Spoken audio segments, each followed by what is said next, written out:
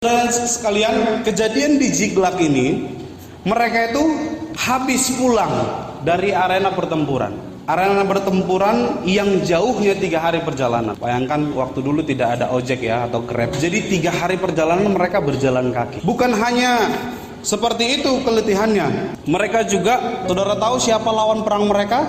Ya saudara, mereka sendiri, orang-orang Israel yang dipimpin oleh Saul pada waktu itu. Jadi ini situasi di mana waktu Saul cemburu kepada Daud dan Daud melarikan diri, kemudian terjadilah 2 pasukan yang hampir berperang, hampir saling membunuh. Waktu mereka pulang 3 hari, mereka pergi 3 hari, mereka pulang lagi 3 hari. Mereka pulang, ternyata tempat mereka menginap, tempat mereka tinggal, di mana ada istri dan anak-anak mereka, ada tempat rumah mereka, ternyata sudah habis dibakar. Bukan hanya rumah mereka yang dibakar, harta mereka dijarah, tetapi istri dan anak-anak rakyat itu semuanya dibawa oleh orang-orang Amalek. Tentunya ini bukan peristiwa yang membuat mereka cuma capek secara fisik dalam perjalanan, tetapi ini menghancurkan hati Daud dan orang-orang yang mengikuti Daud. Saudara-saudara yang terkasih, respon alami yang mungkin dilakukan banyak orang sama seperti di ayat yang keempat. Lalu menangislah Daud dan rakyat yang bersama-sama dengan itu, dengan nyaring sampai mereka tidak kuat lagi menangis.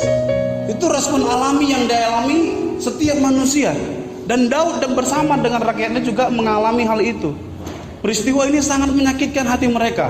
Bayangkan jika saudara-saudara sudah menikah, pasangan saudara dan anak-anak saudara dibawa lari sama orang lain. Istilahnya dibawa pelakor gitu ya. Sangat sakit sekali bagi mereka.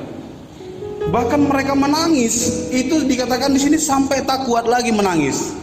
Saya nggak tahu itu ya, pernah nggak saudara-saudara mengalami sampai tak kuat lagi sampai gitu? Mungkin ya, mungkin mereka seperti itu ya. Pokoknya ini sampai tidak kuat lagi menangis. Jadi ini peristiwa yang sangat melukai jiwa mereka, sangat melukai mental mereka. Daud di sini tidak mengambil sikap kecewa terhadap Tuhan. Dia juga tidak mengambil sikap untuk menyalahkan Tuhan. Bisa saja dia menyalahkan Tuhan karena Tuhan yang memilih Daud menjadi pemimpin. Bukan Daud yang mencalonkan diri. Bisa saja dia menyalahkan Tuhan. Tetapi Daud tidak. Yang dipilih Daud adalah ayat 6b dikatakan, tetapi Daud menguatkan kepercayaannya kepada Tuhan, tetap percaya pada Tuhan. Mungkin kita sering mendengar ya atau menyanyikan lagu Semua Baik. Ternyata Budi ini dia seorang pemain gitar, pemain musik. Dia tulis lirik-lirik yang pertama, dari semula telah kau tetapkan hidupku dalam tangan-Mu Tuhan, rencana indah yang kau siapkan bagi masa depanku yang penuh harapan. Yang jelas itu memang sesuai dengan firman Tuhan. Tetapi waktu dia menulis ini, dia mengalami peristiwa yang menyakitkan hatinya. Sampai suatu saat anaknya dipanggil Tuhan, tapi dia tetap menuliskan lagu itu. Di refrennya dia katakan, semua baik apa yang telah kau perbuat di dalam hidupku. Semua baik kau jadikan hidupku berat. Di dalam kesulitan yang dia alami, dia masih bisa mengatakan semua baik apa yang telah kau perbuat dalam hidupku. Saudara-saudaraku yang terkasih, kita pasti pernah mengalami situasi yang mungkin mirip-mirip seperti Daud. Mungkin tidak separah Daud. Kita sudah lelah ya.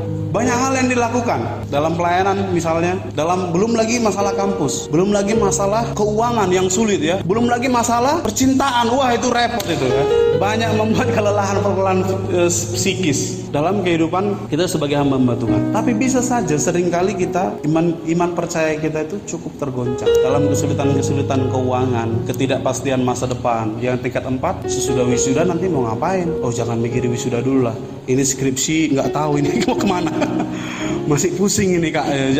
Jangan pikirin wisuda dulu lah. Ini skripsi aja nggak tahu nih bab 2-nya menulis apa nih, nggak tahu. Bab 3-nya nggak tahu nih. Mungkin ada hal-hal yang cukup menggoncangkan iman percaya kita kepada Tuhan. Tetapi langkah yang harus kita lakukan adalah tetap percaya pada Tuhan. Amin.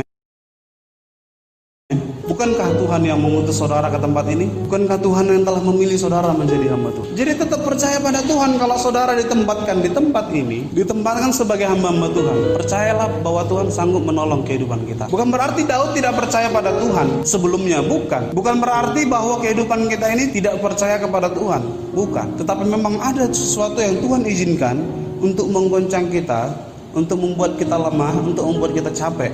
Dan langkah yang tepat harus kita pilih adalah tetap percaya kepada Tuhan. Jangan ragu-ragu sedikit pun atas masa depan yang sudah Tuhan tetapkan dalam kita.